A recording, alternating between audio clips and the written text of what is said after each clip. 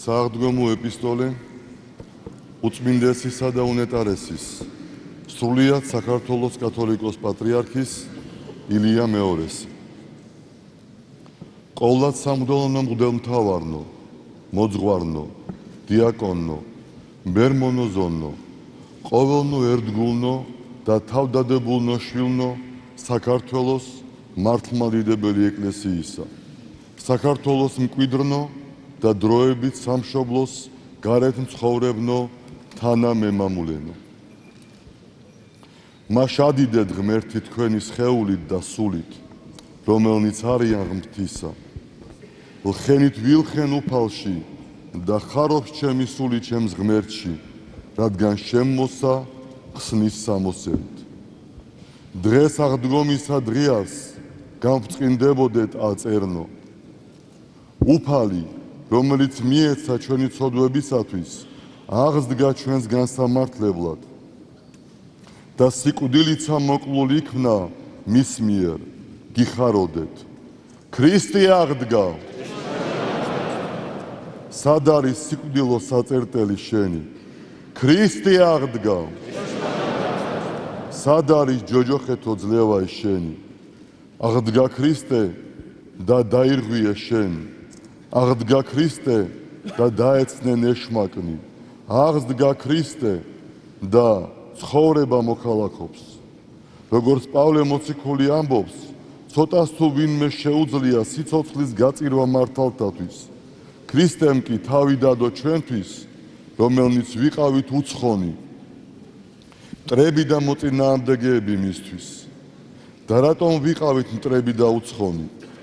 ღმერთის სიყვარული არს და ამ გრძნობით შექმნა და განსჭვალა მან მთელი ხილული და უხილავი სამყარო.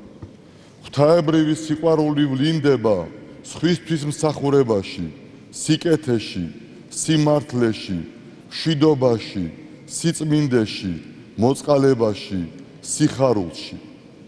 ასეთი მადლით იყო მოცული ცოდვით დაცემამდე მთელი სამყარო, დედამიწა და მკვიდრნი მასშინა. როდესაც გველის ცდუნებით ადამმა და ევამ ღვთისმცნება დაარღვიეს, ამით მათ შემოქმედზე და მისი მცნებები ცხოვრებაზე თქვეს უარი. უარი თქვეს იმ სიყვარულზე, რომელიც ხვისთვის გასცეს ყველაფერს და არ ეძებს თავისას. მადლ დაკარგულებს ამ პარტავნების ვნება დაეუფლათ, ეგოისტური აზრები და თავის თავზე ორიენტირებული სიყვარული გაუჩნდათ და წაერთვათ საგანთა და მოვლენათა არში სრულყოფილად წვდომის უნარი. ადამის მთელი მოდგმა და სენით დაავადდა და საღვთო დიდებისათვის გამზადებულმა თავი წარწყმედისათვის გაწირა. ამიტომაც ვიყავით განშორებული ღვთისაგან. როგორ გვიხსნა ქრისტემ და რას ვზეიმობთ მისი აღდგომით? ყველა ადამიანის სული ადამის ცოდვის გამო გარდაცვალების შემდეგ ჯოჯოხეთს იმკვიდრებდა. მამა ღმერთმა ჩვენს გამოსახსნელად მოავლინა თავისი მხოლოდ მშობელი ძე, რომელმაც მოიღო სრული ადამიანური ბუნება და თავის იპოსტასში განუყოფლად და შეურევლად შეუერთდა საღმრთო ბუნებას, რითაც განაღვთო კაცება. იესო ქრისტემ ყოვლის მომცველი მსხვერპლს შეწირული სიყვარულის ძალით ბოროტების საკვირველნი დაამსხვრია. დაამხო ეშმაკის მეფობა, მართალთა სულები იქიდან ამოიყვანა და კაცობრიობისათვის ზეცის კარიბჭენი გახსნა. დიახ, ამიერიდან მართალთათვის გარდაცვალება იქცა არა წარწყმედის, არამედ ცხონების, სიხარულისა და მარადიულ ნეტარებაში დამკვიდრების საშუალებად. ამიტომაც წერია ფსალმონში, პატიოსან არს წინაშე უფლისა, სიკვდილი წმიდათა მისთა. ამიტომაც აღნიშნავს ეკლესია წმინდანთა გარდაცვალების დღეს ზეიმით. უნდა ვიცოდეთ, რომ ყველა მართლმადიდებელი ქრისტიანი, რომელიც რწმენით და სინანულით აღესრულება, უფლის მადლითა და მოწყალებით წმინდანთა შორის დაემკვიდრება. რა თქმა უნდა, სხვადასხვა სავანეში თავისი ამქვეყნიური ღვაწლის შესაბამისად. ამიტომაც მოძღვარი წესის აგების ლოცვაში ასე ავედრებს უფალს გარდაცვლილს, წმინდანთა თანა განუსვენე ქრისტე მონასა შენსა. სწორედ ეს აღთქმა წმინდანთა შორის მარადიული თანამყოფობისა არის აღდგომის ზეიმის არსი, თითოეული ადამიანის იმედისა და სიხარულის საფუძველი. წმინდა გრიგოლ ღვთისმეტყველი წერს: უფლის ჯვარცმისას იხილეს მრავალი სასწაული, დაბნელებული და ხელახალი გაბრწყინებული მზე, გამყობილი კრეცაბმელი, მაცხოვრის გვერდიდან გადმოღვრილი სისხლი და წყალი, მიწისძვრა, საფლავთაგან მკვდართა აღმოსვლა, სასწაული უფლის საფლავად დადების ჟამს, მაგრამ ვერც ერთი მათგანი ვერ შეედრება ჩემი ცხონების სასწაულს. ხოლო ვისაც ეს არ აქვს გაცნობიერებული, ფუჭია მისი სარწმუნოება. აი როგორ გვაფრთხილებს მოციქული, თუ მხოლოდ ამ ცხოვრებაში ვართ ქრისტეს მოსავნი, კაცთა შორის უსაწყალოსებნი ვართ, ხოლო თუ ქრისტე არ აღმდგარა, ამაოა ჩვენი ქმედება და ამაოა ჩვენი რწმენა. თუ სიკვდილი განქარდა, რატომ გაკვდებიან ადამიანები? რატომ დარჩა გარდაცვალება ყველასთვის აუცილებელ მოვლენად? სამოთხეში ადამს და ევას სხვაგვარი სხეული ჰქონდათ, შემდეგ კი ხრწნადობა შეიმოსეს და მოკვდავნი გახდნენ. აქედან მოყოლებული ადამიანი ამ მოკვდავის სხეულის და უკვდავის სულის ერთობას წარმოადგენს, რომელთა განცალკევებაც სიკვდილისთანავე ხდება. მართალთა სულები ქრისტეს აღდგომის შემდეგ უფლის წიაღს იმკვიდრებენ, ცოდვით დამძიმებულთა კი კვლავ ბნელეთის ანგელოზთა დას უერთდებიან. სხეული კი იხწნება და უერთდება მიწას, რომლის საგანად შეიქმნა, როგორც მარცვალის ხნულში ითესება და იხწნება, რათა აღდგეს უხრწნელებით, ასევე ითესება სხეული მშვენიერი და აღდგება სხეული სულიერი, ითესება დამცირებაში და აღდგება დიდებაში. ეს მოხდება მეორედ მოსვლის ჟამს, ყოველი გარდაცვლილი სული ცოდვილთა და მართალთა შეიერთებს თავის უხრწნელ სხეულს. ღმერთმა ინებოს, რომ ჩვენი სული და სულიერი სხეული მარადიული ნეტარებისათვის აღდგეს და არა მარადიული სატანჯველისა და გეენისათვის. ზოგიერთ სიკვდილისადმი აქვს ერთგვარი ზერელე დამოკიდებულება, ზოგს კი ავადმყოფური შიში. ხშირად ერთნის და მეორეინც ამიტომ არ ფიქრობენ ამ საკითხზე, რაც არ არის სწორი. ჩვენ მუდამ უნდა გვახსოვდეს, რომ გარდაცვალება აუცილებლად გველის და ყოველი დღე უნდა გავატაროთ ისე, როგორც უკანასკნელი. მაშინ მეტი დაკვირვება გვექნება საკუთარ თავზე, მეტი გულისხმობით მოვეპყრობით მოყვას და ღვთისმსადნოდ მოვიქცევით ამა თუ იმ ვითარებაში.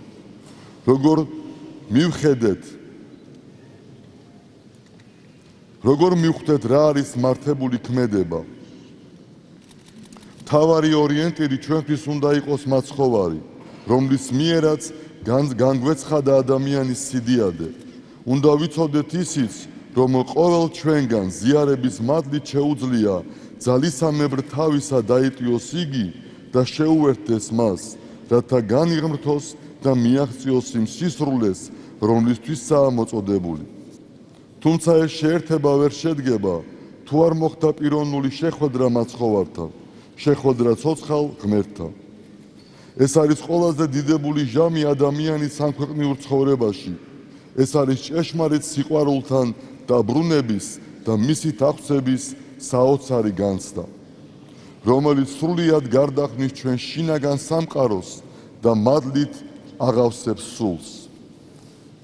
არის მადლი მომხმობი, მომწოდებელი, რომელიც კაცს განაცდევინებს სასუფევლის ნეტარებას და სინანულისთვის განაწყობს. მერე კი იწყება გამოცდის ჟამი, ანუ ის ეტაპი, როდესაც შენი შრომით, სინანულითა და ჭირთა დათმენით უნდა აღორძინო და განამრავლო იგი. ღმერთი ყველგან სუფევს, რადგან ეკლესიაა სულიერი სხეული მისი, სადაც საღვთო სიდიადე სრულად ვლინდება კაცთა წინაშე. ეს არის ის სივრცე, სადაც აღესრულება საღვთო საიდუმლოებები, სადაც ყოველ წირვაზე უხილავად მყოფობს უფალი და წმინდა ზიარებით მასთან შეერთების საშუალებას გვაძლევს.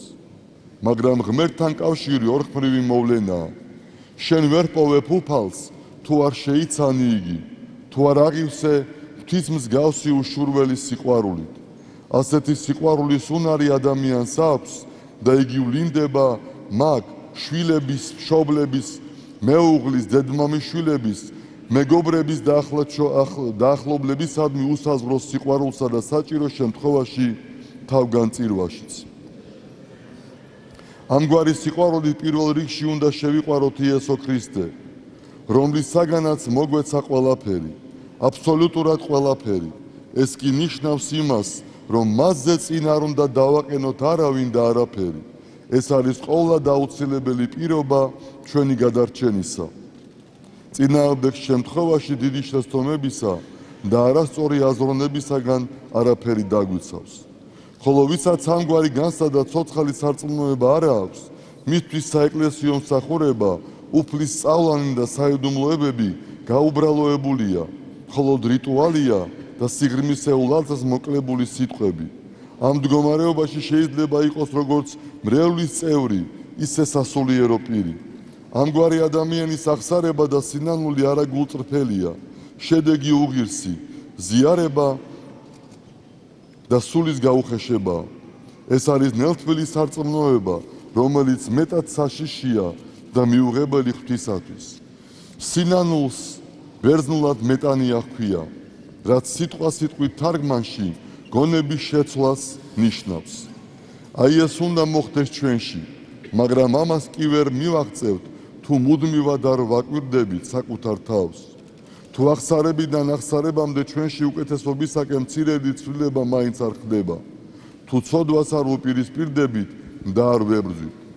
ზოგიერთი ეშმაკის გავლენით, პატივმოყვარეობის ან სირცხვილის გამო ბოლომდე არ აღიარებს ცოდვას, რაც მის დეტალურ აღწერას ბუნებრივი არ გულისხმობს. ან შელამაზებული სახით ამბობს სათქმელს და ამით ხელს უშლის საკუთარ განწმენდას. ამ დროს პირიქითაა, მძიმე დანაშაულის ჩადენის გულწრფელი სინანული სასულიერო პირის მისამი თანალბომით განაწყობს და სწორი რჩევის მიცემის საშუალებას აძლევს. ადამიანს კი უფალი წყალობას მაშინ ვიანიჭებს. დიდ პრობლემას ქმნის ორიენტირების აღრევაც, როდესაც ზოგიერთი საშუალებას მიზნად მიიჩნევს, მიზანს კი საშუალებად. არასწორმა ცხოვრების წესმა დაარღვია ტრადიციული ურთიერთობებიც. მაგალითად, ქართული სუფრა ყოველთვის იყო სამშობლოს, მეგობრობის, სიყვარულის, თანადგომის, ვაჟკაცობის სადიდებელი. ჭირის სუფრა კი გარდაცვლილთა მოსაგონარი და შესანდობარი. როგორც ერთი, ისე მეორე სერობა იწყებოდა და მთავრდებოდა ღვთის დიდებით. ახლა კი ასეთი შეკრებები ხშირად დაუსრულებელ ქეიფად და ღრეობად იქცა, საზღერძელოები კი ფარისეულურ ქებადიდებად, რაც უნდა გამოსწორდეს. რა კი ღვინისა და საერთოდ პურობის საკითხს შევეხეთ, აღნიშნავთ იმასაც, რომ საუკუნეების მანძილზე მევენახეობა და მეხორბლეობა ჩვენი ყოფის განსაზღვრულ ფაქტორს წარმოადგენდა. ქართველი კაცი მასში განსაკუთრებულ მნიშვნელობასაც დებდა და ზიარების საიდუმლოს აღსასრულებელ შესაწირად აღიქვამდა. ამიტომაც ამ კულტურებზე ზრუნავდა საუფლო საქმედ მიიჩნეოდა. ათეისტური რეჟიმის დროს ეს დამოკიდებულება რადიკალურად შეიცვალა.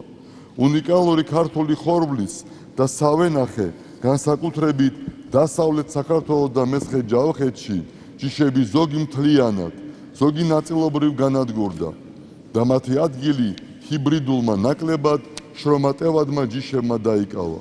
ამას დაემატა ღვინის ჩაქრით ფალსიფიცირება, რაც ადრე ყოლა წარმოუდგენელი რამ იყო.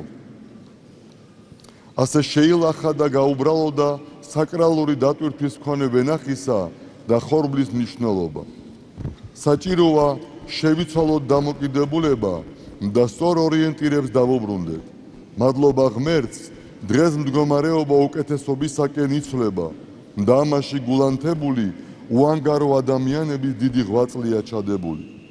ჩვენი ყურადღება გავამახვილოთ ცოდვისადმი ნელთბილი ადამიანის დამოკიდებულების რამდენიმე გამოვლინებას. ვიღაცას გონია, რომ როცა სხვა შეურაცხყოფს ან ცილს დასწამებს, უმიზეზოდ განურიცხდება ან ბილდსიტყვაობით აჯობებს, ეს დიდი ცოდვა არ არის, წარეთ ცდებიან. თუ გავაანალიზებთ, აღმოვაჩენთ, რომ მკვლელობისა და თვითმკვლელობის ძირითადი მიზეზი არის ვიღაცის გაბოროტებული სიტყვა. ხშირად ოჯახებიც შელაპარაკების ნიადაღზე ინგრევა.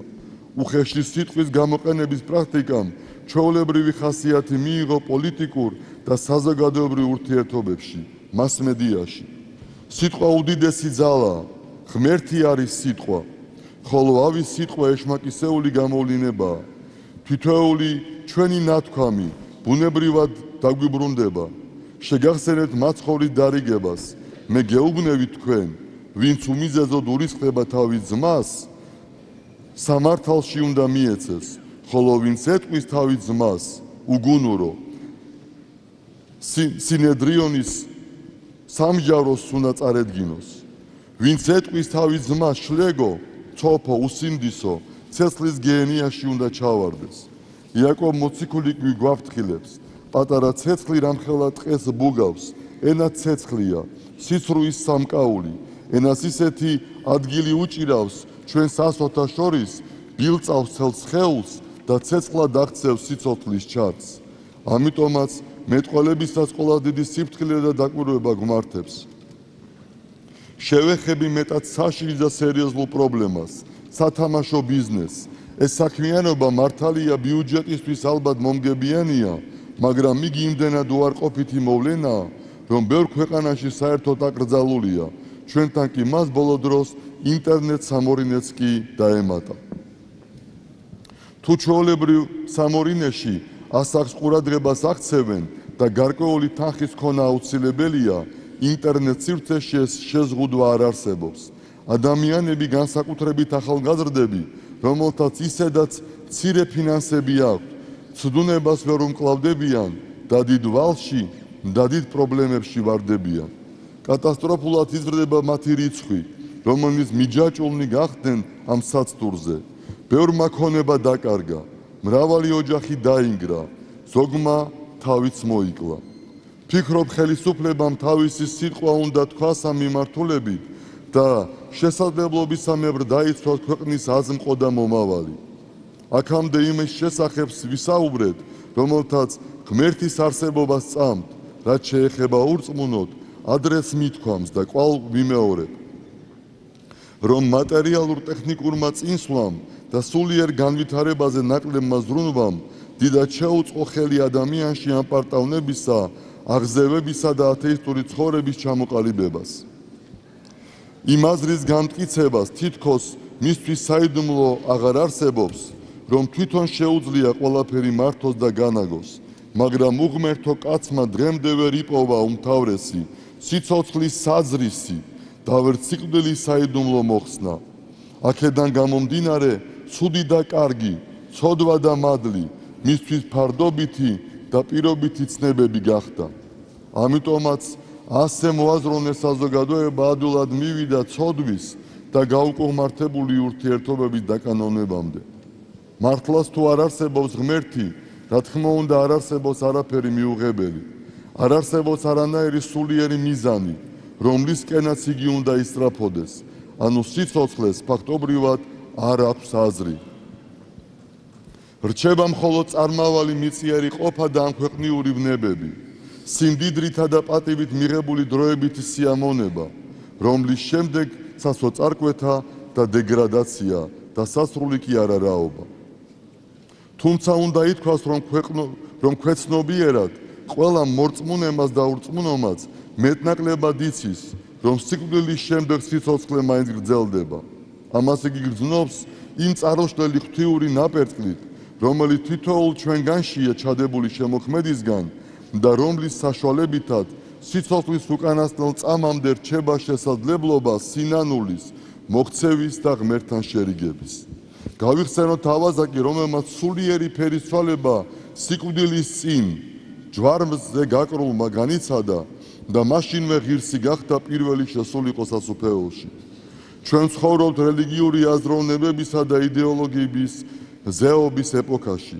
როგორც ერთ-ერთი ცნობილი თეოლოგი ამბობს, რელიგიასა და იდეოლოგიას შორის უდიდესი განსხვავება იმაშია, რომ რელიგია და რწმენა ყოველთვის ძალზე პირადულია და ღრმა შინაგანი გამოცდილებებით მიიღწევა. მაშინ როცა ნებისმიერი იდეოლოგია ყოველგვარ პირადს, როგორც უსარგებლოს უარყოფს. ამიტომაც არის, რომ არ ძველი და არც რომელიმე თანამედროვე იდეოლოგია პიროვნების იდეას არ ცნობს. ადამიანი ყველაფერზე მაღლა იესო ქრისტემ დააყენა და იგი გახადა თავისი უდიდესი სიყვარულის ობიექტი. ამასთან ადამიანს მან უდიდესი ნიჭი, თავისუფლება უბოძა და მისცა არჩევანის საშუალება. თითოეული ჩვენგანი გაცნობიერებულად თუ გაუცნობიერებლად დღესაც ყოველ წუთს აკეთებს არჩევანს კეთილსა და ბოროტს, ღმერთსა და ეშმაკს შორის და ეს ჩვენი უფლებაა. ჩვენი ნება ღვთისნების შესაბამისი უნდა გახდეს, მაგრამ არა იმიტომ, რომ ეს ვინმე გვიბოძა, არამედ იმიტომ, და მხოლოდ იმიტომ, რომ ეს ჩვენს დიდ სურვილად და სწრაფად უნდა იქცეს. ამიტომ ჩვენ მოვინდომეთ, გავხდეთ ადამიანები ამ სიტყვის სრული მნიშვნელობით. ჩემო საყვარელო სულიერო შვილებო, ქართველებო, აფხაზებო, ოსებო, ბერძნებო, რუსებო, უდიებო, აზერბაიჯანელნო, სომეხნო, იეზიდნო, ქისტნო, ასირიელნო, სხვანო ყოველნო ჩვენ ყველანი ხატად და მსგავსად ღვთისავართ შექმნილი და თითოეული ჩვენგანის სულში ეს ღვთაებრივი ნაპერწკალი, რომელიც დღეს გაღადებს ჭეშმარიტად აღსდგა ქრისტე. მართლაც ყველასთვის აღსდგა ქრისტე. ყველა ადამიანს შეუძლია შეცვლა და ფერიცვალება, რადგან როგორც წმინდა ირინეოს ლიონელი ბრძანებს, ადამიანის სული ბუნებით ქრისტიანია. მას მადლობდეთ უფალს, რომელიც სიხარულით შეგვიძღვა თავისი აღდგომის ნავსაყუდელში. მადლობდეთ ყოველნი, რომელთაც კეთილად განვლეთ სარბიელი მარხვისა. მადლობდეთ ისინიც, რომელიც უდლურ ვიქმენით ამგვარი ღვაწლისა. ამ იერიდან ნუღარავინ ზრწის და ეშინის, ჭეშმარიტი სიყვარული და მარადიული სიცოცხლე დაუბრუნდა კაცობრიობას, იხარებს ადამის მოდგმა და მთელი სამყარო. ქრისტე აღდგა. აღსდექით თქვენც და მასთან ერთად ეგეთ უკუნისამდე. სრულიად საქართველოს კათოლიკოს პატრიარქი ილია მეორე, სიყვარულით თქვენთვის მლოცველი.